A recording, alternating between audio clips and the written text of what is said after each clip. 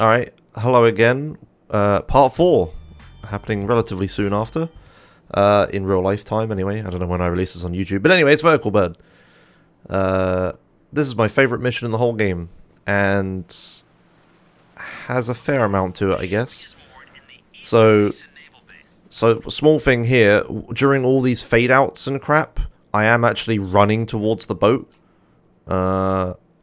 I don't know if that's probably no way that I can show it. Yeah, but you see how it's like fading in and I'm already like way over to the boat. For whatever reason, you can move like during a bunch of those cutscenes or whatever. So I'm just like sprinting towards the boat as it's all happening. Then you get on the boat, and then there's like a radius around the boat when the next cutscene starts. Yeah, I tried to play a replay before it, but I did a terrible job of it. And then here you got a few options how you can handle this. I normally so when you enter the interior of the boat, there's a couple outcomes that can happen. If you just drive the boat just straight in, you'll alert all the guards and you'll be on the boat, like parked here. The other option is if you swim in without the boat, then you can like stealth in, like you spawn like here, and you could just swim in, and you don't alert the guards. What I do is the best of both worlds for speedrunning, which is I drive the boat in, and then before the cutscene happens, I press F to get out of the boat. I don't know if I do it in this run. I bet I don't, because I normally fuck things up. Yep, no, there we go. See, I got out of the boat, and as I drift in, see? And then this happens. And then I'll spawn... Where is it? So I'll spawn here in the stealth position, again, but my boat is also there.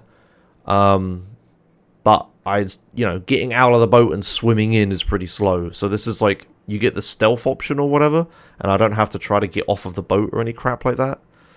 And I can just swim up and shoot these guys, which is what I'm going to do here, see? But they're also alerted because of the boat making noise, I think. I'm not sure. I don't know. Am I wrong about all of that? I haven't done this in years, so I might be wrong about the whole spawning on top of the boat thing. I don't know, let me know. Free engagement on YouTube if I'm wrong and 20 million people correct me instead of checking if anyone else has already corrected me. Anyway, less complaining about YouTube. I must say the engagement of these videos has been pretty damn good. Yeah, I kept saying that, oh, this is part 3, no one's going to watch part 3, and then somehow more people have watched part 3 than part 2. I don't understand. So apparently I'm wrong, so thanks for watching. Anyway, kill all these guys. You could sprint on the boat, so I'm just doing that. Casual players get told to take out the SAM sites or whatever. But you don't need to do that if you just fly low enough, which is what I'm going to do. So I run around here. This guy is sometimes stood over here, like, doing nothing. And sometimes he runs at you. It's kind of random. I prefer it when he runs at me, because then that's one less person who can shoot me while I'm getting into the Hydra, which is here. So I just shoot him while sprinting with the micro SMG, whatever. I have a ton of micro SMG ammo because of green goo mission. But anyway, here's the bit where you get the Hydra. So what I do here, my inputs, is that I hold Q to like yaw to the left. I hold W to gain height because it starts in the the Hydra. The Hydra has like I call it two. It has like 2 modes. And I'd say that the Hydra, it has like its nozzles, right? It has 2 modes. It has helicopter mode, where all of the nozzles point downwards, right? And then holding W makes you go directly upwards, like a helicopter, right? And then it has the other mode, where... Wait, the wing goes like... Yeah, it does like both, Josh. It has the other mode where the jets point backwards and they go like this, and the plane thrust that way, so the plane goes that way. So this is W and this is W, right? Yeah, I call it helicopter mode and plane mode, right? Because in my head, there's only two vehicles in San Andreas. There's helicopters and there's planes. And this is a really cool vehicle that can like transition between the two. And you can sort of have the nozzles in like the in-betweeny state, but that's terrible and I pretty much never use it. I know it's actually called hover mode or whatever, but that's not how I call it. It's the Hydra is either a helicopter or it's a plane. Anyway, now that we've got that out of the way, you can see like the nozzle here. It starts in helicopter mode, I believe. So what I'm doing is I'm holding Q to turn left, W to go up, and I'm holding numpad 8 to switch the nozzles. Wrong way. To switch the nozzles back, whatever, you get the idea. And that's what I'm like holding now, right?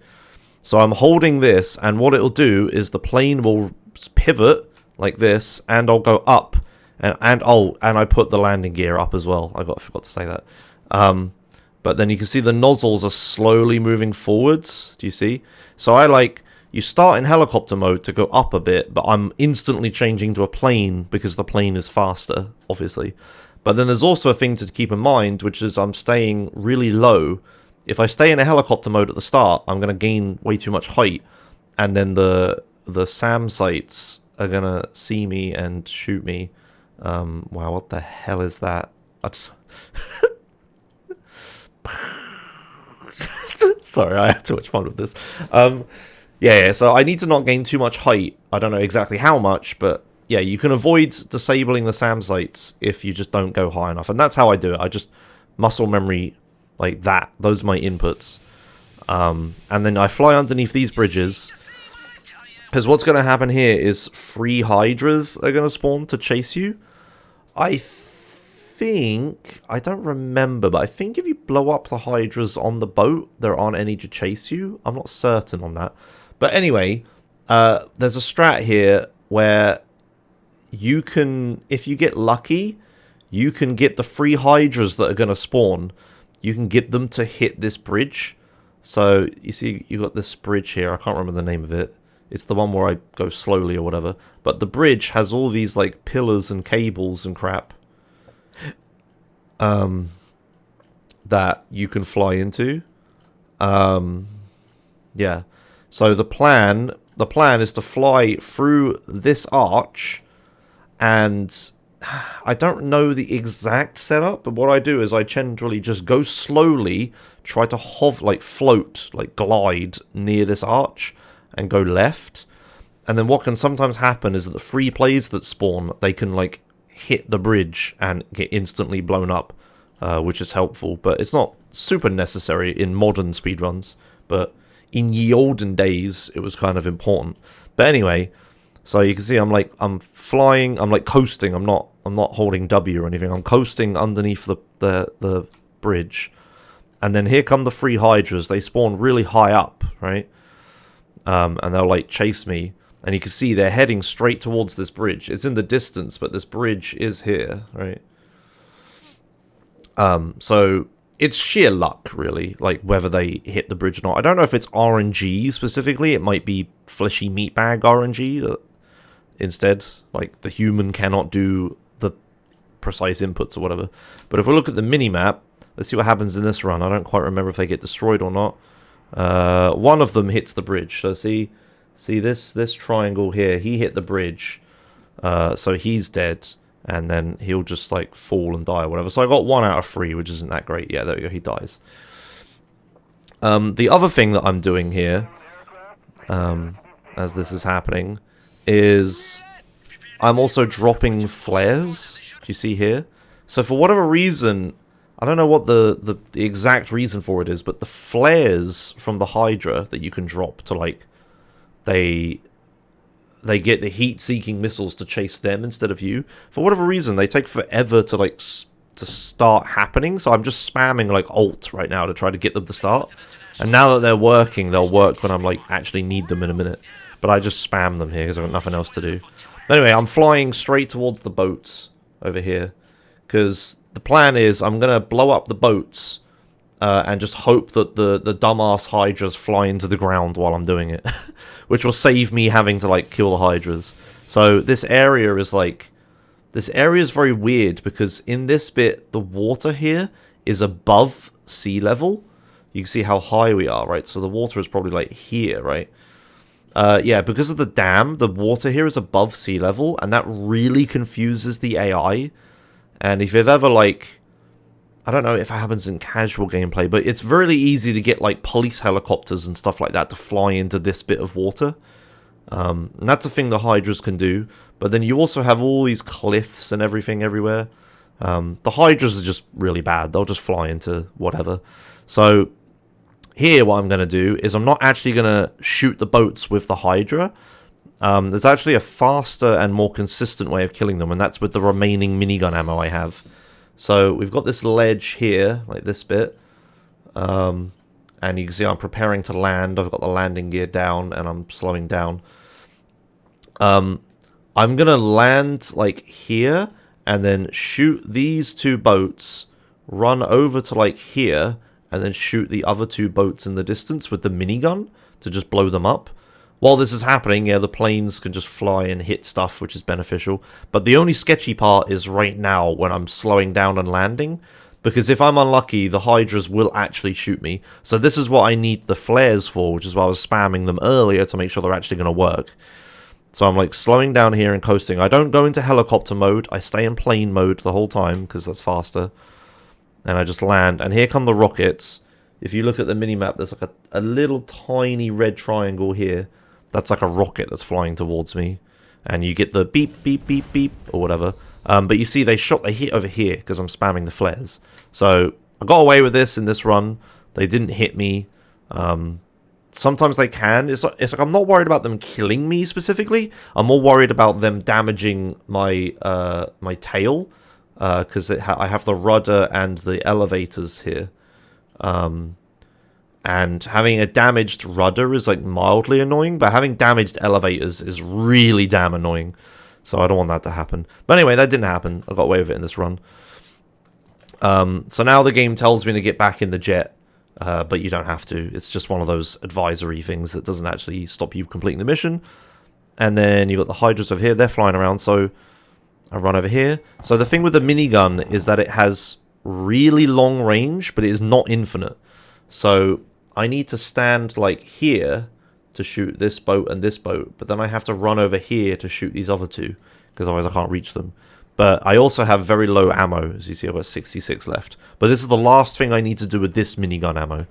So I've got plenty for this, thankfully. So yeah, I kill those. I'm like way too far south. There is like... I could have killed them all from a bit more north here. You can see I'm having trouble reaching this one because I'm not quite north enough. I landed way too far south, which was kind of my bad. But anyway, you can see all the enemy jets are destroyed. They managed to kill themselves. I don't know exactly how. If we look at the minimap, maybe we'll figure out. But they managed to blow themselves up. But yeah, me parking way too far south here is annoying. I should have parked like here, really. So then I could stand here, shoot these two boats, and then run to here and then shoot these two or whatever. But anyway, so I have to do a bit of sprinting, which is kind of annoying.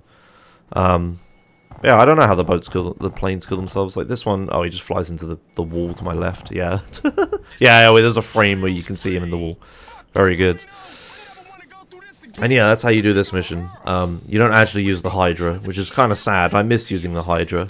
There was a strat that I think Ultima Omega did where you just stayed in plane mode, went first person, and you just like drove by all of the boats, just shooting like manual rockets in first person. And that was pretty fast, but this is just so consistent and fast that it's just way better than using the Hydra, unfortunately. We only use the Hydra for its speed after this. We don't ever use it for its weapons. But yeah, gonna land here. So this landing bit's weird. There's two triggers you need to satisfy. There's the landing on the runway. Wow, that was terrible. There's the landing on the runway trigger that you need to satisfy, just like flight school. They probably copy-pasted it, I'm not sure. So I need to land like anywhere on the runway. I don't have to land in this marker. But then there's another marker, another trigger that's like, it's a circle, like this kind of circle in here. And this one wants you to be in the hangar.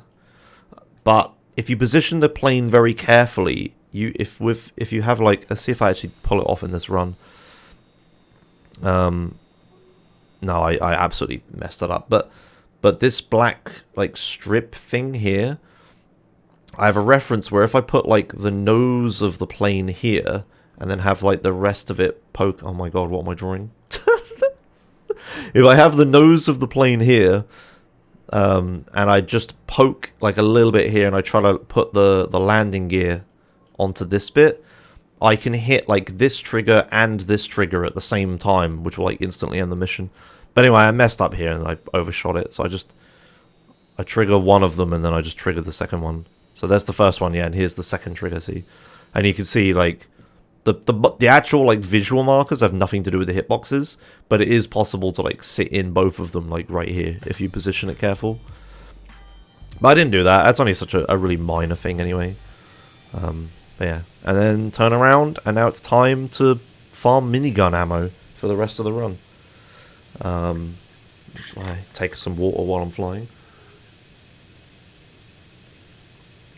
So after you beat Vertical Bird, 4 heavy weapons spawn inside Torino's house. I guess because, you know, you passed the mission, so it's just like, you passed all his missions, whatever, I don't know.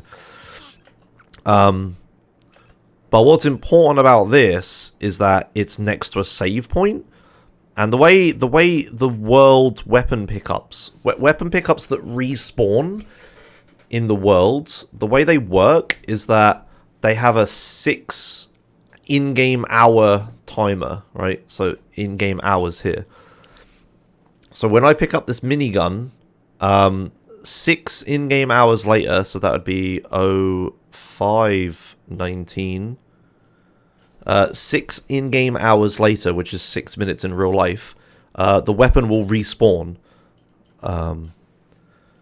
And rather than sit around for 6 minutes, what I'm going to do is I'm going to save, because there's also a save point here. What this does is it advances time by 6 hours. So if we can see, it's 23 whatever, now it's 5:20 whatever, right? And that respawns the minigun.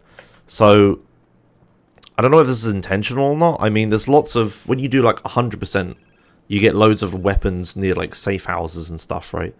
So I don't know if this was intentional by Rockstar or not, but yeah, it's like you could just farm ammo just by picking up the gun and then saving and then picking up the gun again. So the plan here is to pick up, so every time I pick up the minigun, I'm gaining 500 ammo, and the plan is to pick it up about 7 times, which is 3,500 ammo. I think I end up picking it up 8 times. I'm not really... Ooh, what the... Okay. I'm not really counting this in the post-commentary. I think I do at the time. I'm counting how many times I pick it up. And I reckon I pick it up 8 times because I like to be safe with the ammo count. So yeah, now I have a shit ton of minigun ammo and I'm going to use it for the rest of the run. Somehow, though, during all of this, my Hydra has been pushed. So I didn't really park it in the best spot. It's better to park it, like, here, really, in this area. I can't go too close, because then it'll despawn. But, like, this strip is probably fine. As an alternative, I could probably park it here or something. But parking it straight down this road has problems, because cars obviously spawn on this road, and they'll push the Hydra if they get, like, impatient enough. So I've parked the Hydra here, and then I've done all this stuff. And we can see, like, as I spawn just then, there were, like, guys there. So every time I, like, save or whatever, yeah, you can see, like, there's cars here, right? And they must, like, all form a big queue, and yeah, they obviously start pushing the Hydra. Let's see if I can spot it. Yeah, they pushed the Hydra by this point, yeah. Oh yeah, I even look, and I'm like, where the hell's the Hydra? Yeah. So I should have parked it, like, or maybe even here. I shouldn't have parked it on the road, is the point. So my Hydra got pushed, and I had to destroy these fences to get going. And yeah, I used a shotgun to destroy the fences, because that's a good weapon for knocking the fences down, if it wasn't obvious. So yeah, slight mess up by me there. I should have parked the Hydra. I think I have a habit of always parking it on the road, and I know I shouldn't, but I still keep doing it, which is really annoying. Alright, so I've got all the minigun ammo I need for Return to Los Santos now. Now my mission is to avoid invisible objects. So you can see I'm flying over all these trees, but then also here there's a big tree that spawns. There's like a really big tree that spawns here. And there's also like a radio tower thing that spawns here. And they're both invisible when you're flying towards them like this. So I take like a really wide angle here because I know this is a good run. And I'm trying to like not hit anything, right? So I've got to be nice and careful and I avoid everything. I land in plane mode here, which is faster for landing because I don't have to like slowly hover down. But it does make takeoff kind of interesting.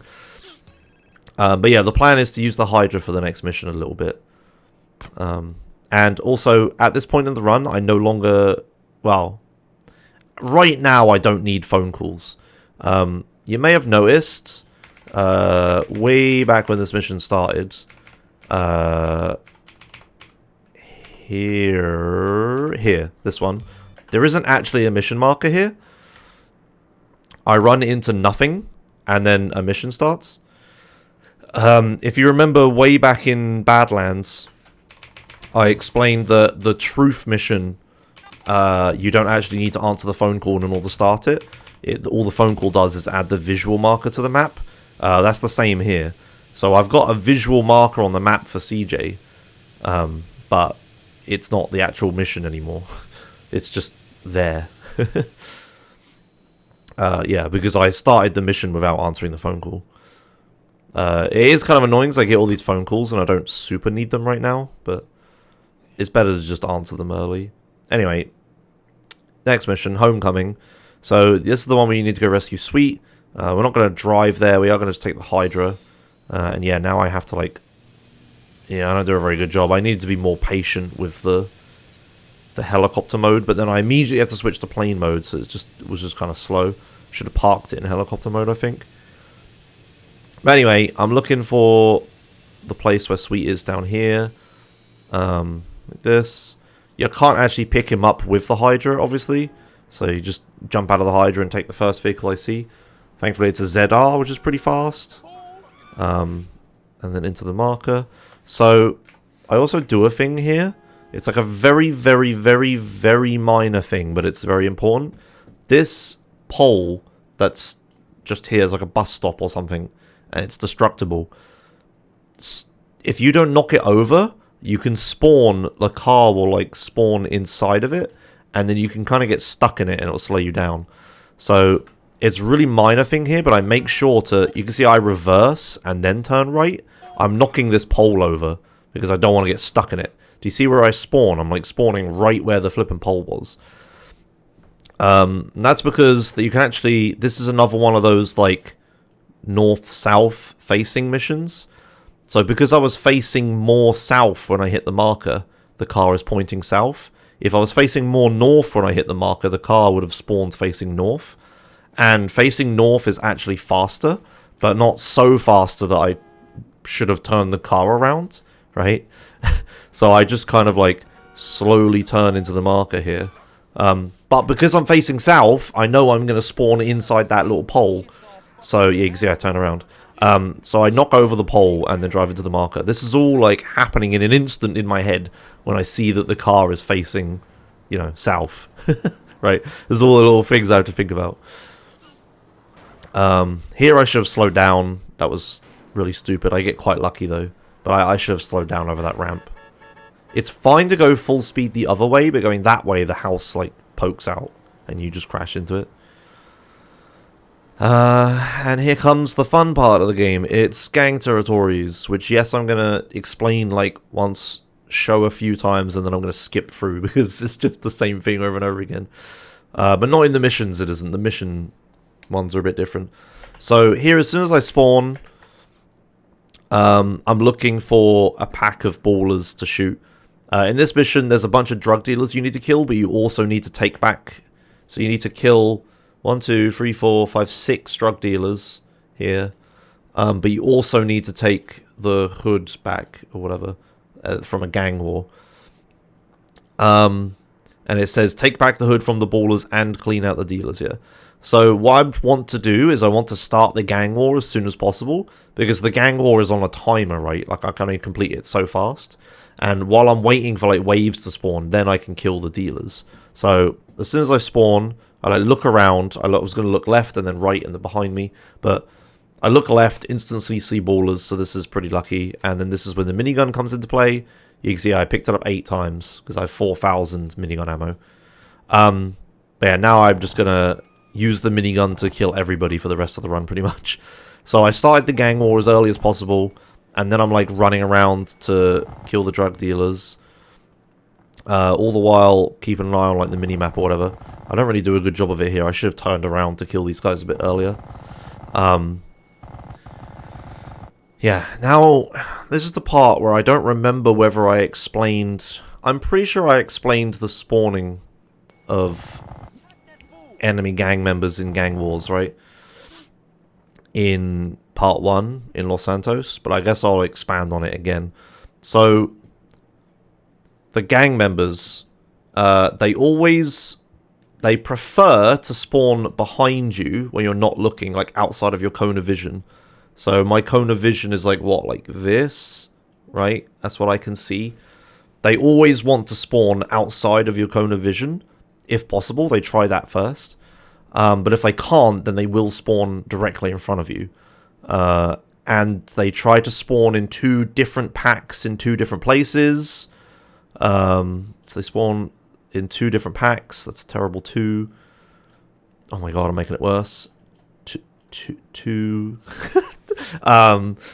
And they... What other stuff?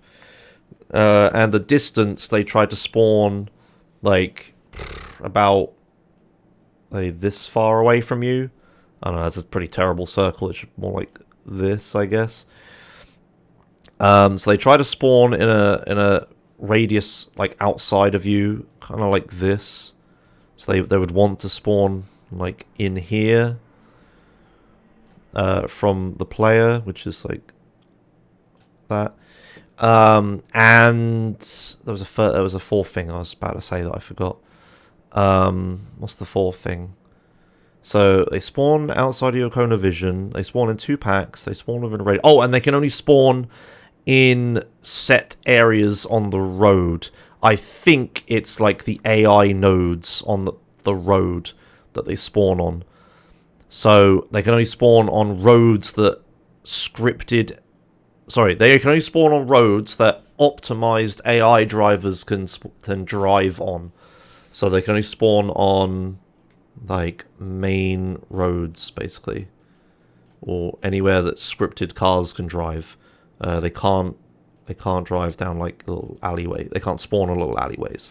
That's it. These are the 4 conditions for spawning gang members in the game. So they always spawn... They try to spawn outside your cone of vision. They try to spawn in a pack of 2. They always spawn in this radius, and they always spawn, like, where cars can drive. Okay? So try to keep these 4 things in mind as I explain what I'm doing here. So, in Grove Street, they can only spawn inside Grove Street in, like, a circle, and down this road, and on this bridge, and on this bridge, and down this road, right? And on this road. But they can't spawn on this little road here. They can't spawn down there. So what I'm doing is I'm just standing... You can see I'm looking this way, right? And I'm just running towards the end of Grove Street, like this, and I'm looking this way. So what I'm doing here is they can't spawn here. They can't spawn here because I'm too close. And they can't spawn here or here because I'm too far away. They can't spawn on the bridge. I don't know. Have they ever spawned on the bridge? I think they can't spawn on the bridge because I'm too close. I'm not 100% certain. But anyway, they can't do any of that. So that only leaves them one place that they can spawn, and that's this road. So both packs will spawn on the road, like, right in front of me, like, right as I'm looking. Do you see? They just, like, appear out of nowhere. So I'm, like, manipulating their spawn with that. And, like, I'm just gonna stand here. I think I pick up this armor at some point. But this is the fastest way to kill them, because, yeah, okay, I run down to get the armor. Now they're going to spawn in Grove Street. So I look this way, but I'm trying to get them to, like, spawn where I know they will. Oh, no, they spawn this way. Spawning right in front of me and in a single pack like that is obviously the best case scenario and fastest, because I can just kill them instantly. That's the plan there. Oh, we spawned in that car, I forgot. So that's the plan for that gang territory, is to stand... You can either spawn them in the Grove Street circle, or you can spawn them on this road. But as long as you're ready for it, you can just kill them really quick. Then... What's the next part? Beat down or beat up. Okay, yeah, so here's the police bike from way earlier, by the way. This will become really important in a minute. But I'm going to take the police bike now. And I'm going to drive down to this marker. Keep in mind all that gang territory stuff. We're gonna use a lot of it in a minute. But this marker here is kind of weird. If I play a replay into it, which I think I do, my bike will fall over. I guess because it rolls or whatever. I'm not sure. But I did that. I still think it's faster. I'm not sure. But anyway, we head over to Glenpork, and it's time to start. Yeah, well, I've already started it, but it's time for even more gang territories. So this one's really awkward because the gang territories that happen on missions are really awkward, and the ones that you do outside of missions are way better, for reasons I'll explain in a bit. But anyway, this one is on a mission, is kind of a pain in the ass. So what I do is I get into this territory as quick as possible. Oh yeah, starting gang wars. That's the thing I didn't explain. Your position is all that matters for starting gang wars. So there could be like 3 gang members with satchels attached to them over here. And if I stand here, right, I'll start the gang war in this area. So only uses your position for starting gang wars, not where the enemies are. So my plan is to get inside this box as quick as possible and start a gang war. So I drive over to here, and then I start looking for gang members, and I just don't see any. But there's another thing I know about ballers, and that's that they spawn in Tahomas. This car here. Tahoma? I don't know how to say this car's name. But I can recognize the Tahomas, right? So even though I don't see any gang members on foot, I'm just going to start blowing up Tahomas. Oh, and I do see some on foot there. But yeah, I've started the gang war now. I just kill these guys anyway. But I've started the gang war because I killed like the 2 guys on foot and the however many guys in the Tahoma. And now I'm working on positioning myself to spawn the guys good. This is all happening very fast. I like to go in slow motion. But starting a gang war, you need to kill 2 or 3 homies. I don't understand the logic to it. It might be random. But for whatever reason, you have to kill 2 or 3 homies. Sometimes you can get away with 2. But anyway, I blow up this car, which kills at least 1, and then those 2 there, and they're the 3 that I need. Now, I'm on a timer. I don't know exactly how long it is. Maybe I can find out watching this video. But I have like 5, I would guess, seconds until the first wave will spawn. So what I'm trying to do is I'm trying to get to a good position to spawn them in. But unfortunately, Sweet is like nowhere to be seen, and I kind of need him. At least I think I do, I'm not sure. But anyway, so I'm driving here, and what I want to do is I want to stand on this bridge here. Oops. I want to stand on this bridge here. And that's because if I stand at this end and I look this way, they will always spawn here together on the bridge, which is obviously very fast because they can't go anywhere and they spawn in pack of 2. So that's what I'm trying to do. But unfortunately, I mess it up, and as I'm like, see, like I'm turning the camera now to like look south as I'm going north to try to set up the thing where they spawn down here. But I'm not fast enough, and they spawn over here, so I mess up a little bit here. So they spawned in 2 groups, and now I've got to kill the 2 groups. I also do a stupid thing here and kill these guys first. What I should have done is kill the ones on the left first, then these guys as I'm stood next to the bike, and I could have driven faster forwards, but never mind. I shoot them, turn around, shoot these guys. Right, and it's 52. Let's see when the next group spawns. So I'm getting on my bike. Sweet's nowhere to be seen again. Again, I'm like, yeah, you see, I'm standing here and looking backwards to make it so that the enemies will spawn in front of CJ, but behind the camera. So again, I'm looking this way, and they can only spawn on paths, and they can only spawn inside like this radius or whatever. I'm not drawing it very well, but anyway, I'm making it so they're going to spawn in front of me inside one pack. Right, and that was O2, so it's 10 seconds I have. Okay. Anyway, shoot these guys. That's the second wave done. Get back on the bike. Here I drive forwards? No? Okay, I'm not sure. Oh yeah, I think I need Sweet. Yeah, that's it. I'm waiting for Sweet, but he's nowhere to be seen. Also cars spawning gang wars, but you don't need to kill them. I just generally ignore them. Unless they shoot me, which is annoying. But anyway, now I'm trying to... The hood's mine. I'm trying to drive over to here so that my bike is like closer to where the cutscene happens, but I don't get very far. But anyway, this cutscene starts. There's a bunch of guys I need to kill. So I just shoot the Infernus until it blows up. Shoot the other guys. There's one more to shoot. You can slide here, but I kind of don't like doing it. I prefer to just kill them and then run now. And that's this mission. Job well done. We do a little handshake, and then I have to go run over to... So what I was trying to do is park my bike, like, on the other side of the road here. So any closer it'll despawn. But I can park it on the other side of the road, and it'll be right next to me. But now I've got to run all the way to my bike, and now it's time for actual gang wars. So in order to start the final mission of the game, you need to have 15 gang territories. I think it is. I think it's 15 gang territories. I don't know exactly how many, but I know the route of which gang territories I need to take, and that's all I need to know. So what I'm going to do is the next mission is in Grove Street, right? So rather than just drive to Grove Street and start the mission, what I'm going to do is on the way to Grove Street, I'm going to take over every gang territory. So I'm achieving two things. I'm moving towards Grove Street for the next mission, and I'm also taking gang territories, right? It's just faster to do it that way. Also, another thing I forgot to say, the gang members that spawn also depend on which gang territory you're stood in, not where they spawn.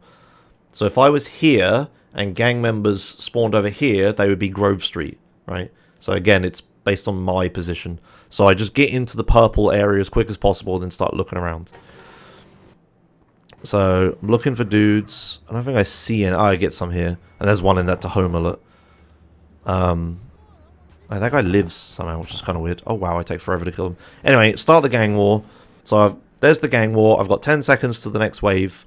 So I'm going to try to drive to a spot to set up their spawning. So this is so complicated.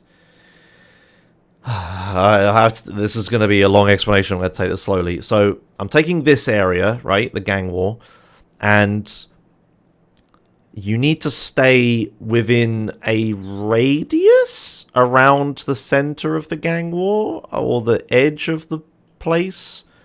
Or is it a timer? I'm not sure exactly how this works, but whatever the case is, you can leave the gang war area a little bit, but not too much. But what I'm going to do is I'm going to start a gang war in an area, immediately travel to the next one, and do the gang war for this area in the next one. For reasons that'll be apparent in a second. But what I'm going to do is I'm going to drive to here. Oh, that was kind of weird. What the fuck just happened? I'm going to drive over to here, and then I'm going to, like, set up my position. Yeah, that's better. Set up my position, right, so that I can spawn them in a certain way. So, again, I'm not going to do this every time, but, again, looking this way, they can only spawn within this circle. They can only spawn on roads, right, like this, and they can spawn in a pack of 2. Again, the only place that they can spawn is here, right? They can only spawn here because there's nowhere else for them to spawn given all of the conditions. So I'm looking this way, getting them to spawn. They can't spawn on the other side of the road because I'm too far from it, I think. But so then they spawn here. I know exactly where they're going to be. As soon as they spawn, I do a 180, shoot them. That was a very fast 180. Shoot them, right? And that's the first wave. And during this whole thing, I'm focusing on one thing and one thing alone, and that's this word. So this is the first wave, right?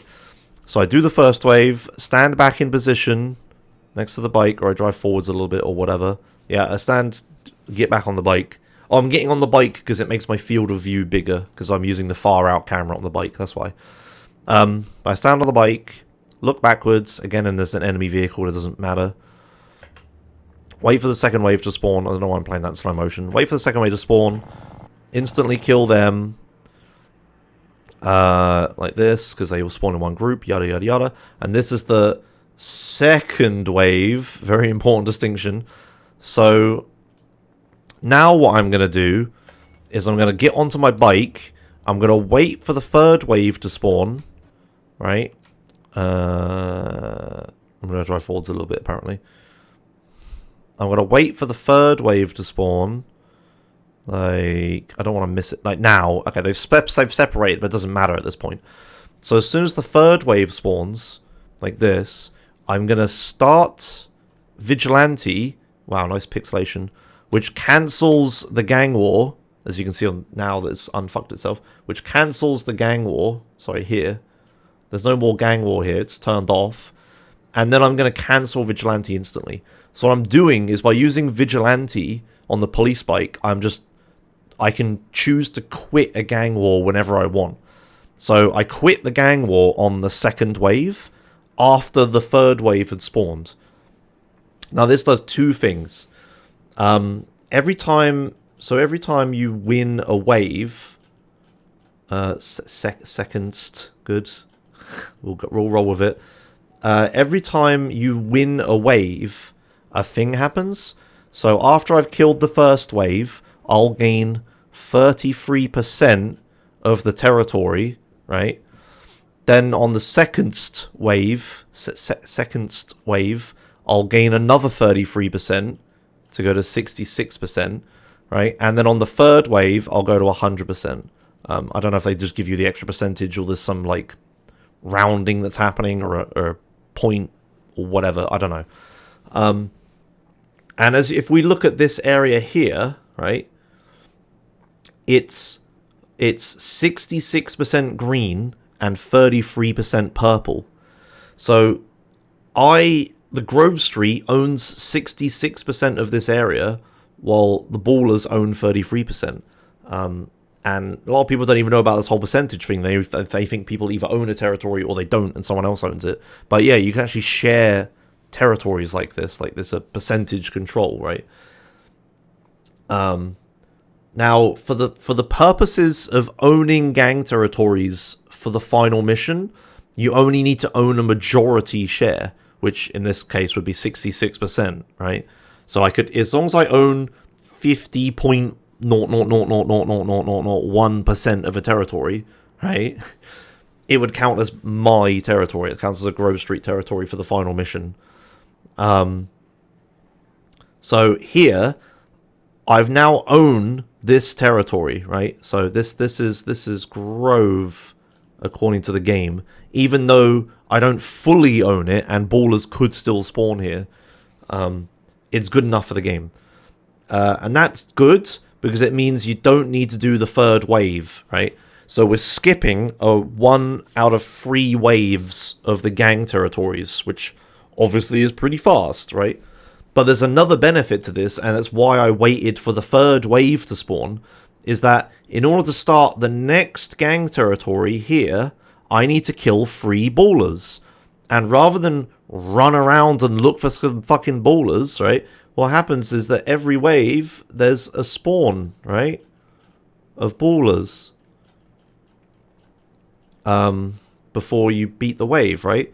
So I did the first wave, I did the second wave, and then when the third wave spawns, now there's a ton of Ballers right in front of me. I know exactly where they are. I don't even have to look because they were on the minimap a second ago, right? Then I start Vigilante, right, which cancels all the gang war, and then I cancel Vigilante, and now I'm like in overworld again. Like I'm on mission 0, not to start getting into technical stuff like that. But so you can see I can start other missions and whatnot because they're on the map, and more importantly, I can start new gang territories, right? So in my mind, what this does is that you have the start of a gang war, you have the first wave of the gang war, you have the second of the gang war, and you have the third of the gang war. And by using this tactic of chaining the gang wars using a submission, we use Vigilante, by the way, because it's on a bike, and bikes are fast, and AI is less accurate and stuff. That's why the police bike's really important. But by using a submission, I do the very first gang start war, right? And then I do the second wave and the first wave, second wave. That's hard to say. But then the third wave, I only like get them to spawn, but I don't actually do it. And then, right, so I don't actually do it. And then I don't start the next wave, really, because I don't have to look for the gang members. I do start it, but I don't have to search for them, right? I don't have to search for them. That's more like fetch, but whatever. And then I do the second wave, the first wave, the second wave, and then I wait for the third wave to spawn, but I don't actually do it. And then I don't look for them for the next one, right? So in my mind, this is the half gang territory skip. There's 3 waves, but in reality, there's like 4 tasks. There's start, do the first wave, do the second wave, third wave. But by doing this, you eliminate almost every single start and every single third wave. So this is the half gang territory skip, as I call it. Well, I think other people called it that first, but I like to think of it as this. So by using this technique, so go back into the video. If we look, as soon as I start and cancel Vigilante, right, these ballers are just chilling with AK-47s. They're just walking around. And then I just kill them, right? And then that starts the next war in the next area that I was already stood in when this was started, right? So I provoke another gang war. So now I'll play it all at full speed. I provoke a gang war. That guy got ran over, nice. Provoke a gang war. Drive to the next area, right? Sit in the next area in a position I know will spawn them. That was terrible, though. This is awful because I have to run around the building to find them, which is pretty bad. But sit in the next position on the next area. The next area looks like this. Sit in the next area in a position I know will spawn them very fast. Right, they spawn. This is the first wave. Right, so this is why this is important. Sorry, this is the second wave. Oh my god, I didn't even know. See, this is why I have to count. It's important for me to keep track, because if I accidentally start Vigilante on the start of the second wave, I'm only going to have 33% of the territory and not 66%. And that would fuck me up, right? So then I cancel Vigilante, right? And then these guys are just regular ballers again. And then I kill them and I provoke the next gang war, right? And then you just do this in repeat over and over and over again. So drive to the next area, look the correct way, which I'm terrible at doing. Sorry, standing in the wrong place is the problem, not the looking. But anyway.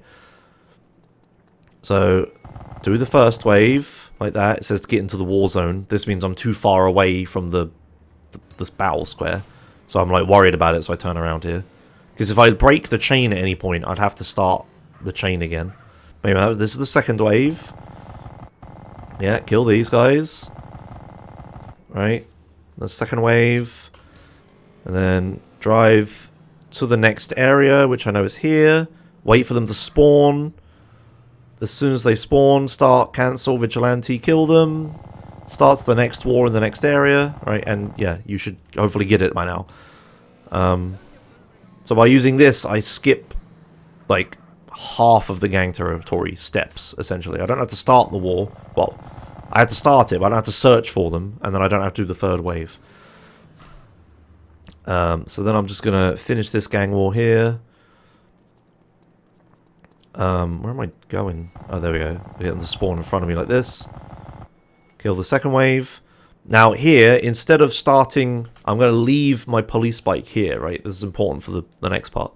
But instead of starting Vigilante, what I'm going to do is just start the mission, right? I'm just going to start the mission, and that cancels the gang war.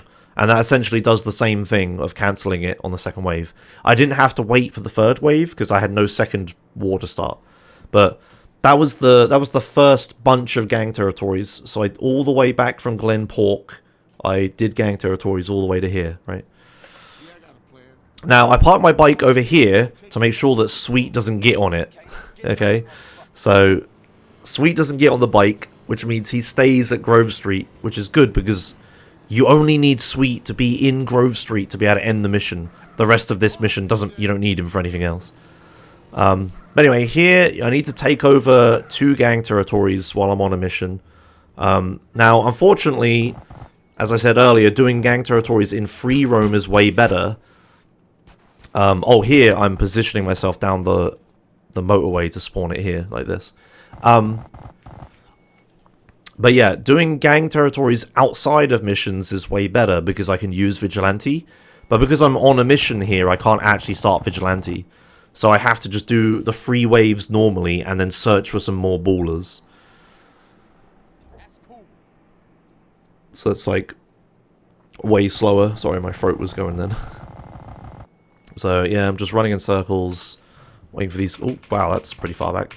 Running in circles, waiting for these guys to spawn, like that. Hood is mine. And then I want to get out of the green area as quick as possible and get into the purple area to make ballers spawn. I look around, I find some, start the war. And then, yeah, here is when there's a somewhat fancy thing. So, I need to go back to Grove Street at the end of this mission, right? And when you leave the gang territory, that like if you go too far, like a timer starts and it tells you to get back into the hood, but you could still complete the gang war while you're doing it. So I'm gonna like drive out of the gang war here, do the second wave, and as soon as I've done the second wave, I'm just gonna drive full speed back to Grove Street, right, like this, and then it's gonna tell me, hey, get back in the war zone, right? But it doesn't matter because I can complete the third wave quick enough before it fails the gang territory for being too far away, like that. So I sort of get back to Grove Street a little bit more. But yeah, anyway, so because I can't do Vigilante. I can't start Vigilante because I'm on a mission. So I have to do all 3 waves and then the searching at the start. So the gang territories in missions are a pain in the butt. Right, and then here's the marker. Sweet needs to be close enough to Grove Street in order for the end of the mission to trigger. And he is, because he's still in Grove Street, because I left him there. It's better than taking him with me, because 1, I can go faster, because I don't have a slow AI with me. 2, I can go faster on the bike, because I can lean on it. And 3, Sweet often gets himself killed during gang territories, because there's, like, enemy AI cars driving around everywhere, and they can run him over. Or, sorry, random AI cars. Now, here's another thing. Oops, you'll see I slow down before I hit this marker. This isn't a marker that you need to stop in, but for some reason, if you just yeet full speed into this marker, it will despawn your vehicle. So I'd like drive very slowly into the marker to make sure my vehicle doesn't get despawned. And it just parks it over here like this instead. Yeah, so there's that. Next up is a whole bunch of gang territories. So I took over a few just then before I started that mission, and I took over a few in the mission. But now I'm going to take over the rest of them that I need to finish the game. So now I'm driving a specific way. I'm going to drive through... Oops, I'm using the thing. I'm going to drive through this gang territory here. Again, because the gang members that spawn depend on where I'm stood. So I'm going to drive through here instead of drive through Grove Street territory to try to get enemy gang members to spawn. Falling off my bike there is kind of stupid. And now there's a little bit of fancy footwork to do certain gang territories here. So I want to do... Oops. I want to do this territory here, right? But obviously I'm not even in it. But if you drive right up to this fence, this territory here actually like ends like here, and now this territory starts like here, right? So by standing in the corner over here, also, yeah, again, I'm gonna kill Vargos, I think they're called, gang members here, right? I'm killing Vargos, but it's gonna start a purple gang war, provided I actually manage it. Yeah. Again, it depends where you're stood. It doesn't matter who you're killing or what you're killing. No. Where you're killing or... No. Doesn't matter where the people you killed are or what gang they are. All that matters is where you're stood. So I started a ballers gang war by shooting Vargos in like their own territory, right? But this here just lets me get into the next area quicker, because I'm like sort of already in it, so I don't have to do a whole bunch of frantic driving around. But yeah, now I'm on the second wave, so I'm going to drive around to this territory, and I'm already thinking about the territory after this and how close to that I need to get to, right? So start, cancel, vigilante, kill these guys, start the next gang war, and I'm trying to drive to the next gang territory. I have to stay ahead of the system, or I'm going to fall behind and not be able to chain them together, right? Now here's another fancy footwork thing, standing in a specific place. Let's see. This territory and this territory, they end like here, right? They're like this box, like this. If I stand like here, I'm actually in this territory. So again, I'm going to drive into the corner here, get guys to spawn, get off, kill them. Oh, some cops chase me here. Yeah, the wanted stars are kind of locked during gang territories, so I don't worry. Having 1 star is kind of annoying, but not too bad. But again, second wave, kill these guys, right? And then wait, and then they spawn, and then I'll start, cancel, vigilante, get off the bike, shoot these guys, and you can see I started this gang territory instead of this one, right? And then I'm going to drive to the next one over here. You can see where this is going, right? And I just chain this for like 20 minutes. I don't know. But I'm just like chaining these gang territories all the way back to the mansion where the next mission will be. Here is a somewhat different kind of territory though. This territory here, this territory is actually really long. It's like one of the longest ones in the game, I think. So I need to like be really fast in driving down this so that I can get to like the area. Like I can get into this area, the really long one, but it's the one next to it that I'm worried about getting to, right? You have to really plan ahead. So there's the second wave. Now I'm just going to absolutely book it down this territory.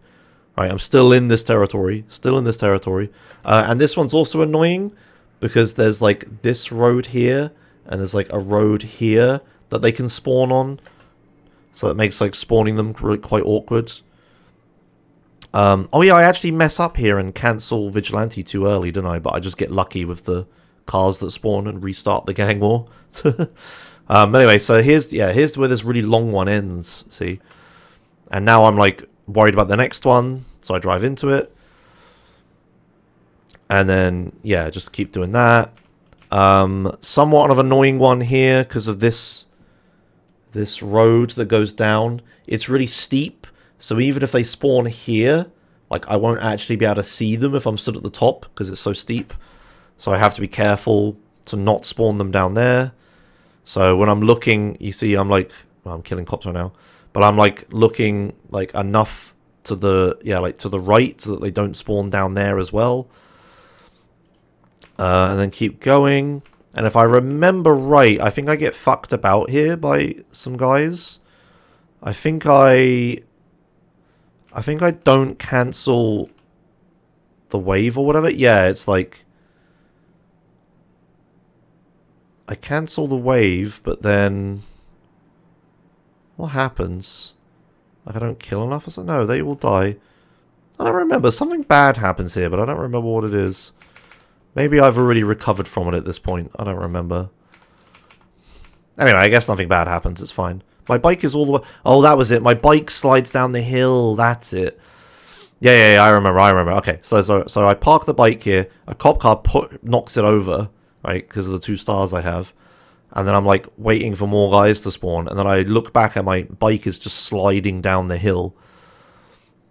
Which is a problem because, yeah, I need the bike to cancel the next wave. So I have to run all the way down here to get the bike. And now I'm worried about them spawning. So you can see I'm looking this way. CJ just refuses to get on the bike. And then I get into the area, and I'm like trying to... The problem is, these enemies spawn with AK-47s, and they can like kill me quite easily or destroy the bike. So the third wave enemies I'm really scared of, and I don't want to like fuck with them. I want to just keep my distance, use the minigun. But yeah, I'm getting messed about a lot here. But I do manage to spawn them up the hill, thankfully, which is the important thing. And then this territory, what I want to do is I want to stay on the motorway here. And what they do is they all spawn in one group here and run to the left for whatever reason. And I can just kill them all like that. And then that's all of gang territories. I skipped through a lot of it. Because it is a whole bunch of the same stuff over and over again. And it's really boring to do. It's like... It's the worst kind of thing. Because it's the kind of thing where I need to focus on it. And I need to stay in front of the gang wars. I need to remember what wave I'm on. And I need to not die to guys with AK-47s. But it's also really repetitive and really easy if you do it right. So I get really bored. But because it actually takes concentration, I can't read chat or anything either. So I really hate doing gang territories. Because I'm just sat there on my own, not able to read chat. If I dare read chat, I'm going to miss a wave count. And I'm going to end Vigilante on the third wave or something and mess myself up. So, yeah. Hate gang territories. Any percent no AJS is better just because you skip gang territories. But anyway, gang territories are over, thankfully, in this video. Next up is Cutthroat Business. So, in this mission, you drive... Well, you can drive anything, but the BF is the mission, the vehicle they give you. Annoyingly, I still have 2 wanted stars, which is... a bit sketchy, yeah, because these cops are trying to hit me or whatever. I just managed to get down that hill without, like, flipping and stuff. But what I'm doing is I'm driving Mad Dog to, like, the whatever Oglok is doing, the music video recording, something. But there is a very, very fancy trick here. So, in ye olden days, we would take this route as well, like the route I just took. But then we would drop down onto this train track. We would drive down this hill, drop onto the train track, and then drive around to it. But thanks to some fancy hitbox visualization research, it's actually possible to just... For whatever reason, Mad Dog will drown if he goes into the water. I don't know why. He doesn't just swim or whatever, but he dies if he goes in the water, so you fail. And the guys are here. And what I'm going to do is I'm going to just drive straight towards them, sort of, like this. And just trigger the next cutscene before Mad Dog drowns. And the way this works is that there's a big cylinder, like this. There's a big cylinder hitbox that's, like, infinitely tall. It'll have a 2D radius trigger around like the meetup or whatever. But then there's also like a box that goes around it, and you also need to be inside this box at the same time. My drawing is really bad. And it's also not the right viewpoint of the perspective or whatever. But the point is, these 2 hitboxes, they both poke out the most, right?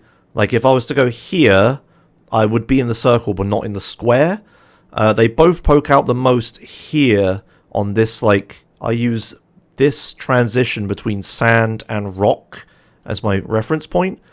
For whatever reason, both the hitboxes are at their best here, okay? I can't draw it, but there's like visualizations of it somewhere. So what I'm aiming for, if you can see my car, I'm aiming right for this. And I think it's more like here, actually, where it is. I don't know. Anyway, you get the point. I'm going to hit the 2 different hitboxes at the same time. They're like right here. And if I just yeet straight towards it, I could just about make it and start the next mission. This used to be... We knew about this trick even in ye olde days, but we didn't know exactly how, and it seemed really inconsistent. And we would always drive straight towards the thing, right? We would go like... We would drive like along here and go straight towards it. But now we know exactly how the hitboxes work. It's like way more consistent to drive, yeah, to the side. And just barely scrape the marker here, like that. Again, Mad Dog's going to drown if you stay in the water too long. So it's important to trigger that instantly. Right, now, this next thing. You get out of the hovercraft and you take the news van. Both these vehicles are terrible, but the news van is less terrible. The problem is, though, that the mission expects you to take a hovercraft. And again, if we remember the first part of the series, there's like radiuses around Oglok that make him go faster or slower if you're in them or whatever. So I want to be as close to Oglok as possible to make him go faster, but I also don't want to, well, I think the actual important thing here is I don't want to fail the mission. So if you get too far away from Oglok, maybe like outside this circle or something, you'll fail the mission. So I have to drive a really specific route, like along the coast in the news van, to make sure that I don't get too far away from Oglok and I don't fail the mission. But I actually don't think it matters how fast Oglok goes. You just need to hit a trigger at the end of this sequence to trigger the next part. But I guess if you got there too quick and Oglok's too far away, you'd fail. But anyway, I have to drive along the coast to make sure I don't get too far away from Oglok. I think driving to the right of these huts is a little excessive, but I'm doing it, whatever. And yeah, I'm just going to stay near to Oglok. Mad Dog gets totally lost and is totally gone, but you don't care about him. But yeah, the news van is like way easier to control and faster than the hovercraft. So I'm doing this like way quicker than if I took the hovercraft here. But yeah, basically there's like a trigger up here that you just need to hit to activate the next part of the mission. Like now, there it is. Now for this part, this is just a normal chase with him, and you need Oglok to get to the end to trigger the next part. So what you do is you just stay as close to Oglok as possible to make him go as fast as possible, and just get to the end, yeah, as quick as possible. Oh, nice job, idiot. Hit that lamppost and sent me flying. They go up the stairs here, then go down a little path that goes downwards, but I'm not going to do that. Yeah, I'd stay to the sand here, so I can go faster, and I push Oglok forwards more. One thing to note about this whole radiuses thing, where you like get closer and he goes faster, because it's radiuses, if I'm like way in front of him, he'll go slower, right? So you actually need to sit like behind him ideally, or like right next to him in front of him. Like I know where he's gonna go and I could just drive straight to the end, but the game doesn't check if you're in front of him, it just checks whether you're like around him, right? And it just assumes that you're behind him. So while I could overtake him in lots of opportunities here, I don't do it, and I just try to sit right behind him. Yeah, like here I could overtake him, see? But I let him like go past. And there's like one part where he takes like a really weird route around a building and you can like skip it and it'd be really easy to get past him, but yeah. The goal is to get Oglok to the end. It doesn't matter about you, so just trying to stay as close to him as possible. Yeah, it's like here, like I can get in front of him here. Yeah, there's loads of places. The point is you don't want to, you get it. So just chasing him, not too much interesting happens. He like speeds up. You can see as I get closer, he suddenly like rockets off into the distance. And then starts going at normal speed again, and then I'll get closer and he'll rocket off into the distance again. It's just a whole bunch of this, just trying to make him rocket forwards as much as possible. And then once we get to like here, it's kind of impossible to follow him. So I just drive up here for a laugh and just like go over here just so I can get to the end before him or whatever and sort of get closer to him here. And then that's that mission. I get a good spawn here, get a police bike, which is good. And then the next mission's in the mansion. I try to drive up the hill with the police bike, but I mess it up. Yeah, I get bounced around too much. I should have just jumped off the bike, really, as I still had forwards momentum. But anyway, running up the hill, starting the next mission. The next mission's Riot. This mission's really simple, but there's a few things to note. So I turn left here instead of turn right, because it's faster, but you have to squeeze down this shit. Unfortunately, I get flipped over. I would have been nice if I hadn't have done that. But the plan is to not get flipped over and drive along here and then like scrape along this and get like yeeted down this way. That's the fastest way to go down, but yeah, because I flipped over there, I don't have enough speed and can't do it, so I just have to drive down the road normally in a really boring way. And then hit the double lamppost, very important. And now, this is when the city starts rioting. So, from now on, there's just a chance that I just get instantly blown up by, like, a vehicle that gets parked next to me. So, it's really terrifying. Like, driving past that police bike, it could have blown up as I got next to it, and I would just die, right? And this is until the end of the game now. Now I could just die at any point, and there's nothing I could do about it, right? So, gotta watch out for that. Right, time for the second to last mission. This is Los Desperados. So, I need to change how I'm seeing. In this mission, what you're supposed to do at the start is you're supposed to take Caesar and 2 Grove Street guys, and they're very happy about it. You take Caesar and 2 Grove Street guys to a marker near the train station, and then you can continue the mission. Recruiting guys is slow, obviously, but what's even slower is that during riot, the recruited guys can sometimes just yeet out of the car randomly. So here's a car, and here's a guy yeeting out of it. Terrible. And here's me being angry about it when I'm driving the car. Yeah, for whatever reason, gang members can just, like, get scared and run away, and they just stop acting like gang members, and they just run away. What people think is that it's because the police helicopters spawn, and they track their searchlight onto them, which scares them, and then they run away. I don't know if that's actually true or not, but anyway, the point is, driving the 2 gang members to the place is like a massive pain in the dick, because they can just, at any point halfway there, jump out, and then there's like, you need to go to the nearest Grove Street territory and recruit some more and drive there again. It's really annoying. But thankfully, I'm not sure who, but someone recently for me anyway, found this strat that's pretty interesting. You get into a car, and you leave Caesar behind, right?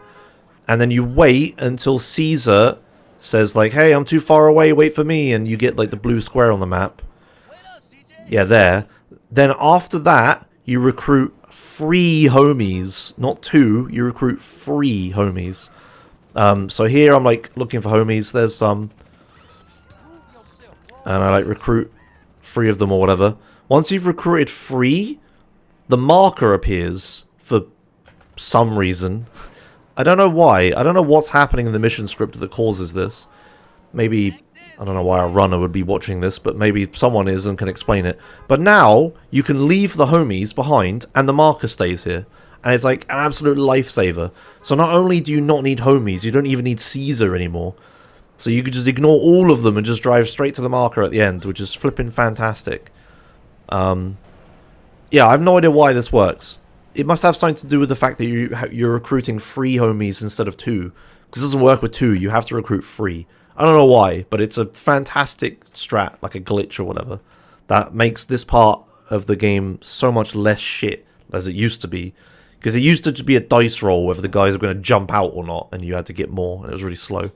But yeah, now it's been removed, and it's even faster. It's fantastic. Anyway, next part of the mission. In this part, there's a bunch of buildings, and there's a bunch of guys that spawn. At the start, there's just all these guys here, but there's one guy that's more important than the rest. Oops. This guy here, what he does is he runs around and alerts all the enemies to your presence and, like, spawns them and stuff. It's really important to kill him early, because then you can, like, control when the guys spawn, which is, like, way better. So I make sure I kill him first, and then I kill these guys with a minigun or whatever. Don't know why I'm playing slow motion. And then, if we look at the minimap, a bunch of guys start popping up over here, right? So then I'll kill these guys, right? And then the next part I'll be able to show exactly how they spawn. So then as soon as these guys are dead, the next enemies will spawn. And what happens is there's always... Whoa. There's always 3 houses and 2 enemies come out of each house, one after the other. Like this. Do you see? So as soon as this guy's dead, the enemies start to spawn over here, right? And there's like 2 guys wander out of their houses, one after the other. Like that. And then onto the next area. Yeah, so killing the guy is important because then these guys will just spawn whenever you've killed the ones before them. Which means you can kill them when they're still walking out their houses. If you don't do this, everybody like just wanders around and like gets ready for your presence and stuff. And then you have to go on this big hunt trying to find every single last person in this maze of houses. So, yeah, the way they spawn is important to take into consideration. They spawn like that. This is the best one because if we watch here, you can see this door will just magically disappear. Wait for it. There, look, that door just magically disappears and then enemies start spawning out of it. Yeah, it just makes this mission way easier to make sure you get that. So I do it pretty well here. I know exactly where they're going to be and where I have to go, so just sprint around, stuff like that. And then into this marker. Now, this marker, it's important to have a quick reaction here, because as soon as you spawn, there's 4 guys... Right, 1, 2... There's 4 guys stood next to this car. And if you're quick enough, you could blow up the car and it will kill all 4 of them. So as soon as I spawn, I try to blow up the car. Yeah, I get all of them, which saves a bit of time. Oh, hey, thanks. And then I shoot these guys that spawn over here. Now, there's 4 guys in here that spawn. The first 3 are just... They don't have any AI for some reason, just stand there. This 4th guy is invincible until he's killed Hazer. So I just sit here and aim at his head. As soon as I see him shoot, I kill him. But you can't kill him any earlier. Even if you did with like a parachute or a knife smoke grenade kill or whatever, you would just soft lock. So don't do that. But anyway, once that guy's dead, it starts the next sequence. You've got 2 guys on either side, 2 guys that climb over the fence. As a really loud vehicle goes past outside. There is a strat here where I've never pulled this off, but it's really cool. There's a friend stood behind you with a rocket launcher, and he can shoot a rocket like from here this way, or is it more like this way? I guess. He'll shoot a rocket like this way. And he hardly ever hits anything. But what you could do is if I shoot the rocket, I can redirect it into this wall here, which will kill the 2 guys on the other side and save a bit of time. I think if we look slowly, can I point? There goes the rocket. See, here it comes. Let's see. And you can see me. I even try to go for it, sort of, but I don't hit it. But it doesn't matter because I've killed these by this point. But what you could do is kill the ones on the right and then hit that rocket and kill these 2. But I don't think I think I've pulled it off accidentally before, but never like properly. Yeah. Anyway, things are happening way too fast here. There's so many enemies, but I just know exactly where all of them are. So yeah, we kill these guys. Start the ones on the left for whatever reason, just personal preference. Kill these guys, and then 2 more spawn from like Caesar's house way back here. So kill them. Now, important to note here is that there's a blade here, and I want to use it after the mission, and I don't want to blow it up. So I have to be careful to not shoot that blade. I think it's there anyway. Or it might be here, actually. I think it's here. But anyway, I need to not shoot it, wherever it is. So I've got to be careful with that. Then I run back around here and kill the 2 guys that kill this guy. And then we wait for the next cutscene. And then as soon as I spawn, there's a whole bunch of enemies. So I'm going to shoot... I don't know, this guy with the rocket launcher first, and then go just from right to left across. So, shoot the guy with the rocket launcher, because he can sometimes hit you. This guy hides behind the lamppost. I'm walking to the right, because I can get a better aim on these guys, but you can see... it's so hard to explain it this fast, but I'm walking to the right, because by walking to the right, I'm like walking along with these 2. And I can make it so that they stand you see how they stand in front of these guys, so I can like just kill both at the same time like this. And then there's the blade we can see here. Look. So I was right, it was there. I need to not, and I need to kill those guys now because they walk from left to right, and if I get into a gunfight with them, we might end up shooting this, right? So kill them as quick as possible, and that's the end of Los Desperados. Hooray. Then we get cutscenes, whatever. Right. So now it's time for the final mission. So take the blade. You have to get in the passenger side because you can't fit in the driver's side. And going to drive back to Grove Street, start the next mission. But on the way, I'm going to answer 2 phone calls. So this first phone call, I'm going to answer halfway there. So like this. And this will put end of the line on the minimap. But I can't actually start end of the line yet. Because if I try to start it now, it will tell me that I haven't taken over enough gang territories. But that's a lie. The reason I can't start the final mission is because I haven't answered the second phone call for this mission, which actually makes it available. And in that second phone call, you only get if you've taken enough gang territories. So you can see I'm going to walk over to here, answer the phone call, and then start this mission like this. So if you've ever walked in this marker and it tells you... Nice replay. If you've ever walked into that marker and it tells you that you don't have enough gang territories, but you know that you have, you need to answer one more phone call. Right, end of the line. So... Oh, my blade was still there, which is kind of funny. So this mission, you take a fairly... You can take a different route that you've never taken out of Los Santos before, or Grove Street. You drive around like this, which is kind of weird. Small thing to know. All the other missions that start in Grove Street, you use similar driving routes. This is the only one where you do that like left and then right to go along this bridge. Anyway, just avoiding all the cars and stuff. And then into the marker. Then you're gonna get given a push bike. I use the push bike to go around. It's a BMX, I think. Oh, that guy, I hit him. That's really sucks. That was a lot of time lost then because of that. Falling off the bike and stuff like that. Anyway, going around here, I try to go to the left of these enemies, like this, so that I can just get in the left side door of the SWAT tank, like that. These guys shoot me a bit, but I'm not too worried about my health because I have plenty when I start the mission. And yeah, you need the SWAT tank to knock over this wall. To trigger the next part of the mission. I think you can get through that wall in like glitchy ways, but then you can't progress anyways, there's no point.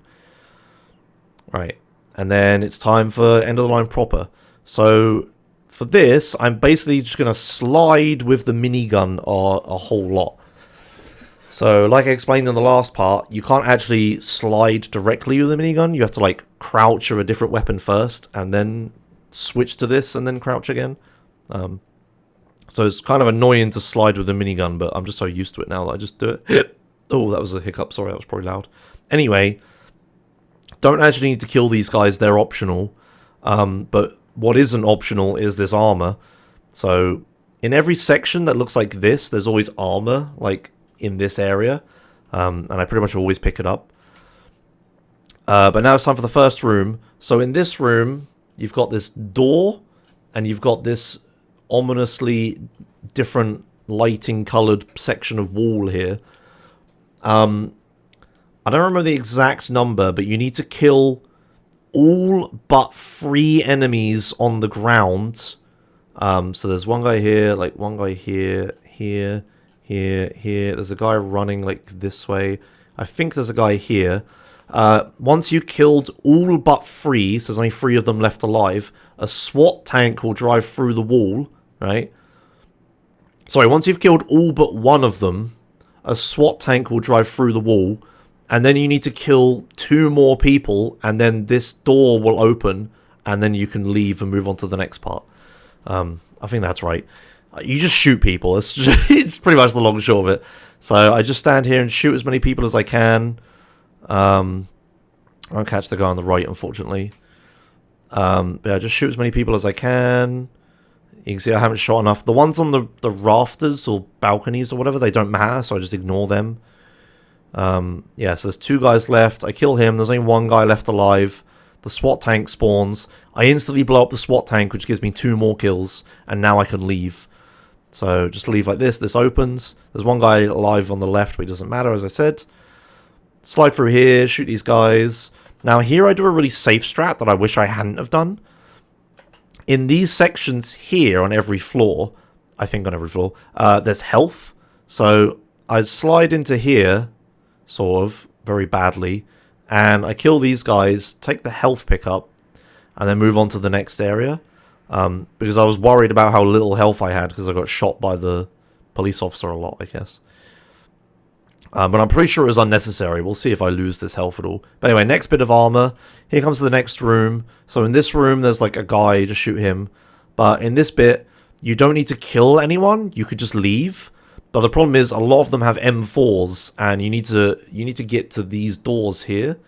So I need to go all the way up here and go around a whole balcony all the way around the edge of the room to there. And while I'm doing that, because I'm sliding, I can only travel in the direction I'm pointing. I can't actually shoot these guys down here while I'm traveling along the balcony, because I have to, like, look this way, right? So in the brief window of time that I'm sliding through the room, I'm going to try to kill as many enemies down here as possible so I have the most amount of health. So I just shoot this guy, and then I shoot that explosive barrel, shoot that explosive barrel, and then just shoot that guy, kill this one because he has an M4 and he kills me a lot. So I make sure to kill him. And then up here is this guy with another M4, kill him. There's this guy, and now I'm just sliding, and you can hear people shooting me, right? And I tried to take like racing lines around here or whatever, because I don't want to stand close to the edge to die. But anyway, go through here. I blow up these barrels here, because I swear one time some enemies shot these barrels and it killed me. Even though enemies shouldn't be able to kill barrels, it happened. So I make sure to shoot these now before I continue. And then that's that room. A lot is happening really quickly, but it's really important I kill a lot of dudes there or I'm going to die. Anyway, still full health, so the health was still pointless. Kill this guy, take his armor. Oh, really tiny side note.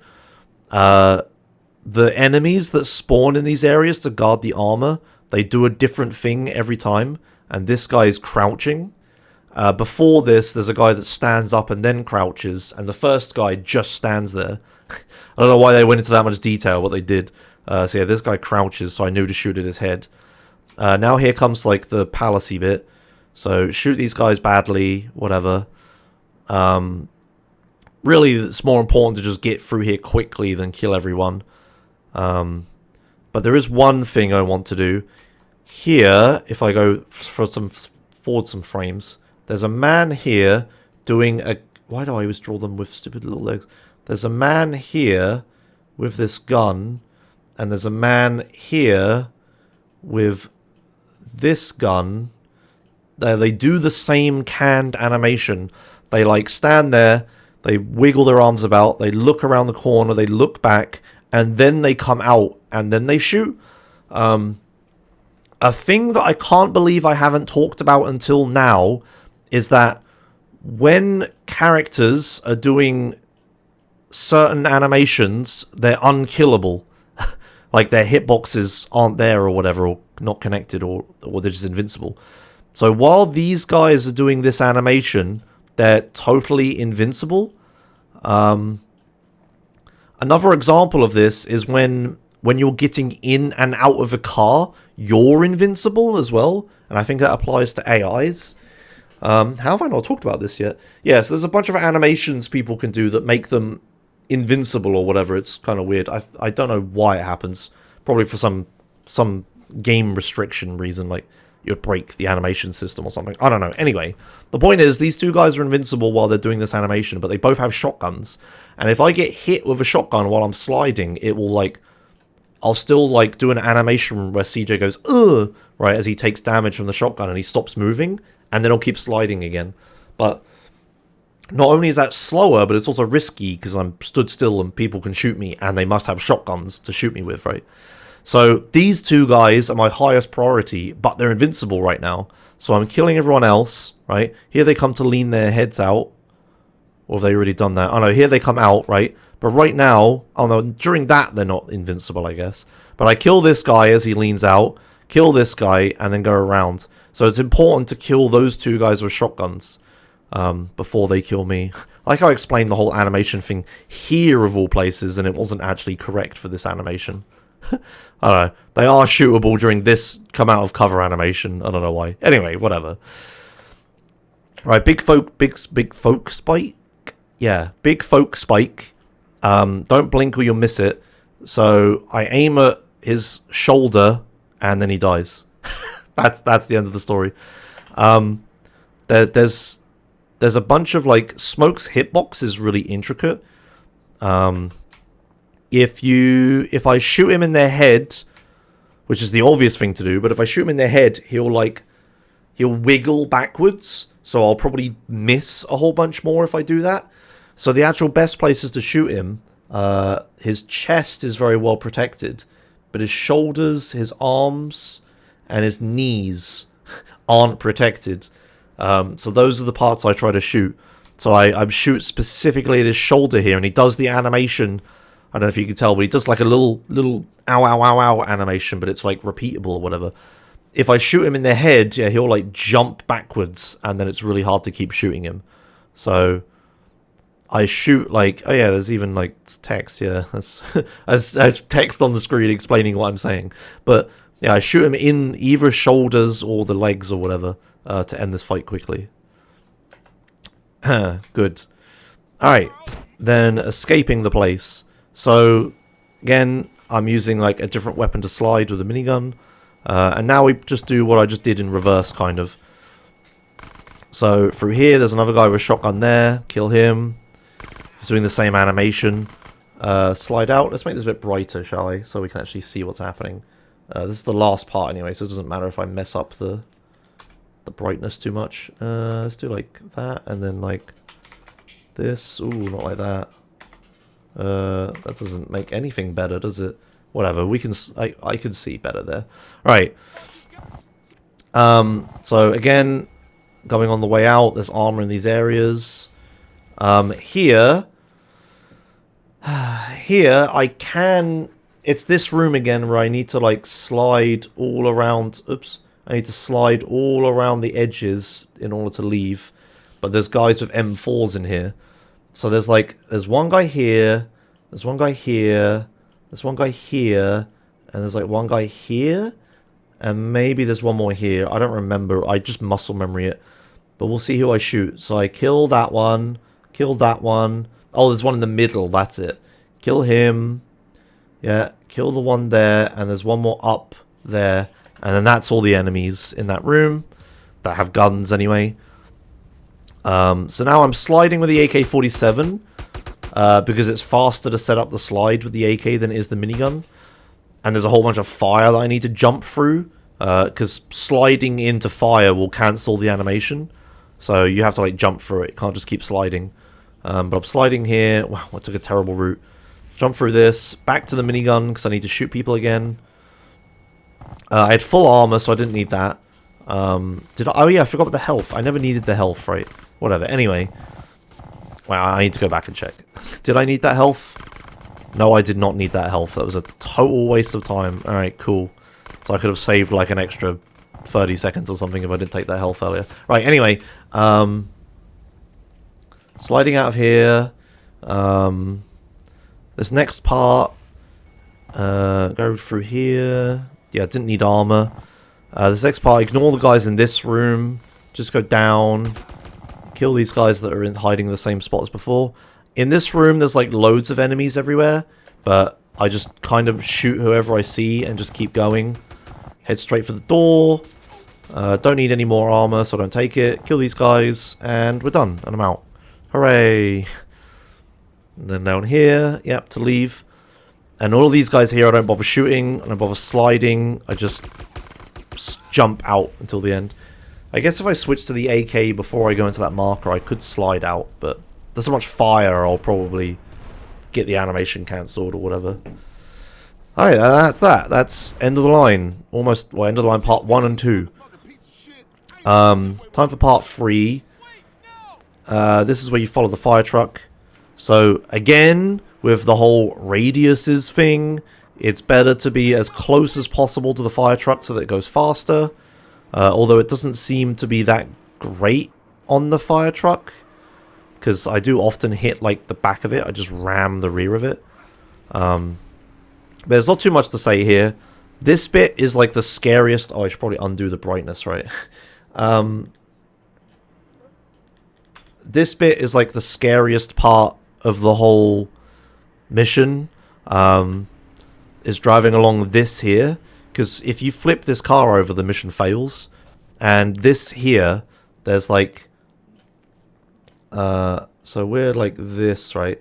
And there's this hill that's like this, and then goes down, and then there's this hill which is like brutally high angle like this, and there's like a little bump here that goes like this, right?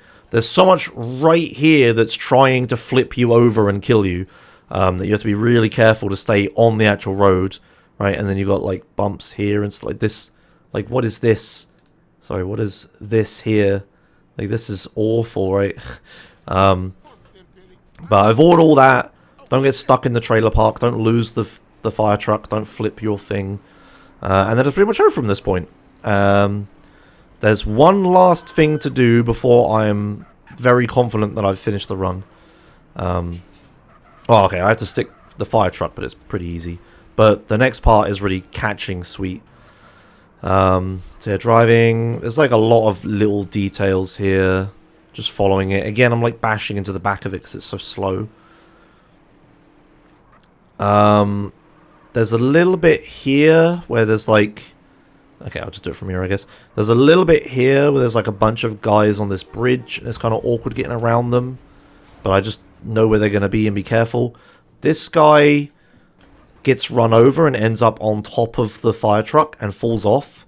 So I drive around like this to make sure that I don't hit him, because running him over will slow me down a lot because he's invincible. So I drive around him. Here a train comes.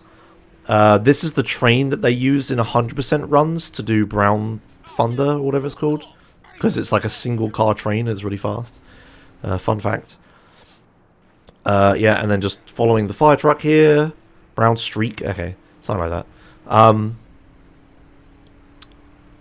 Keep driving along here, that fire truck gets hit.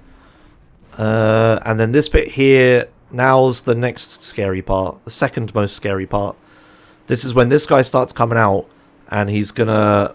If you actually watch, yeah, here's a little tiny fun detail. Watch the police officer climb out of the fire truck here. So he climbs out, and when he spawns, do you see that? It's like really hard to see it. But he like...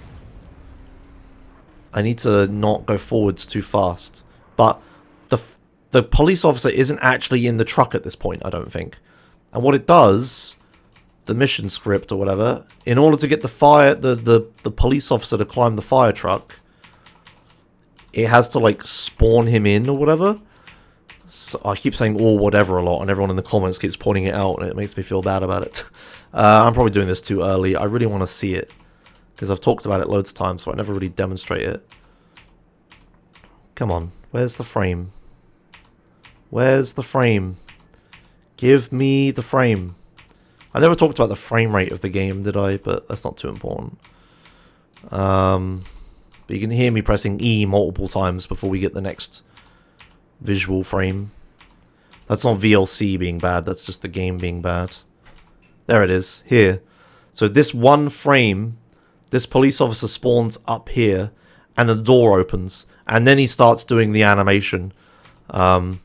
And he'll climb out, and then in the middle of the animation, he'll just like blink randomly as well. Where is it? Come on, show me the animation. Damn it, I'm sorry this is taking so long. I'm trying, but I don't want to. I can't go back frames, I can go forwards frames. Where is it? Do do do do do. This isn't important for the run or the video at all, but it's something I want to do for myself. Come on, there's another frame where he blinks. He like teleports again. Where is it? Am I dumb? Did I imagine this?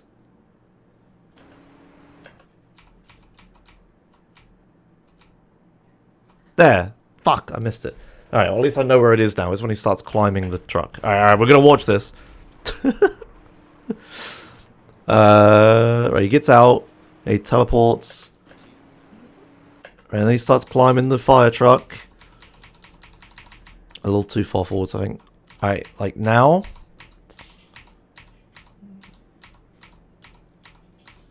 I just like how broken this animation is, pretty much. There. He spawns like here, look. And then he gets set correctly up here. It's like they're starting the second part of the animation or something like that. I don't know. It's really dumb. Anyway, sorry, I wanted to I wanted to see that for myself. But anyway, the broken animation aside, what I'm trying to do here is I have to stick with the fire truck. It starts going really fast, but up to this point, the traffic spawns have been scripted, but now it switches back to random spawn traffic. So I had to be really careful here. But what can generally happen is now the fire truck goes really slowly here and then suddenly shoots off into the distance really quickly. If you hit a car now, you won't catch Sweet in time. So this part is really critical. I make it look easy, but I have to be very, very careful. I have to like let off the throttle here, but I have to be very careful not to hit anything. The fire truck's throwing cars and crap around. But yeah, I need to like catch Sweet as quickly as possible. Yeah, in order to continue the next part. Yeah. And then I jump out of the car for fun, because I've caught Sweet at that point, it doesn't matter. And that's it pretty much. Now the game's basically over. This auto-scroller is like stupid easy, and I always do my end of run speeches now. They just kill the two police officers on the fire truck. I pop the tires of the fire truck for fun. But now it's just a bunch of scripted, like, you know, people following you around and stuff. Nothing that interesting. You just shoot them. And yeah, that's it. That's me done. That's how I got sub 5 in San Andreas. I finished with a time of 4:15:19. And yeah, that's that. Thanks a lot for watching. I really didn't know what I was doing when I started doing this. I just kind of started winging it. I started with the intention of, you know, post commentary of like, you know, oh, here's how I did this run and all the bad stuff that happened and all the good stuff that happened and stuff like that. And just like let it play and just talk over it. Like a director's commentary sort of thing, like all the other speedrunners do. But then it kind of turned into like a sort of tutorialized thing, right? Like where I pause a whole bunch and explain my thought process and the plan and what I'm doing and all that whatnot. So yeah, so wasn't really how I intended to do this, but that's how I do things. I just start them and see what happens and see what's good. But yeah, thanks a lot for watching this random experimental thing I did. It was I had a lot of fun doing it. The third part I was kind of miserable, but the first, second, and fourth part I've had good fun. My throat hurts a lot. Yeah, because as I've said every part, the way I'm recording this is I'm just streaming it. And I'm just doing it all live in one go, because I absolutely hate video editing. This is like the laziest way to do it. It's just no video editing. Just do it live and don't make mistakes. I'm way better at like performing live than I am like reading a script or whatever. But anyway, that aside, I really want to thank you for watching. Especially if you got to the end of the fourth part, watch for all my rambly explanations of how bribe stars work for 30 minutes. And yeah, I'm really shocked at how many people watched the parts. Part 1, 2, and 3 have done really well, and that's very odd for a multi-part thing. Yeah, that's about it. That's all I had to say, really. I'll definitely do this again if I get a good PB again. Like this run had so few mistakes in it. Like doing this kind of style of commentary for a run where I make tons of mistakes isn't going to work, because I'm going to explain the ideal strategy and then I don't do it. That happened a few times this run, right? But not that many. But yeah, I'm pretty proud of this run. I'm definitely still going to try to beat it, because I can go slightly faster than this. But I'm really happy I got sub 5 in no major glitches. I remember back in the olden days where sub 6 was the dream, and now I'm an hour faster than that, over an hour faster than that, and with no major glitches as well. So yeah, maybe the next episode of this will probably be like on a any percent. Thanks, Emma. Well, it'll be on an any percent no AJS run or whatever. That'll be way more complicated because I'll be explaining all sorts of really complicated glitches and stuff. But who knows? I don't know when I'm going to run that again. Yeah, that's that, I guess. I guess I should address like True 100% Plus as well because people keep asking about that. I wrote an FAQ thing on my stream FAQ of where True 100% is. It's really long-winded and it doesn't even cover everything. So I'm not going to recite it here, but just go to faq.joshimus.com and you could find that out. I'm sorry the YouTube audience gets shafted so hard when I focus on live streams so much. And everyone on the live streams knows this, but no one on the YouTube sides knows it. So there's your Joshimus acknowledges True 100% Plus on YouTube message. Again, I talk about it all the time on stream, but it just never seems to translate to YouTube for whatever reason. So there you go. And yeah, that's about it, I guess. Yeah, thanks a lot for watching, as I've said 5 times now. And see you whenever I do another YouTube video. Alright, see you guys later. Bye.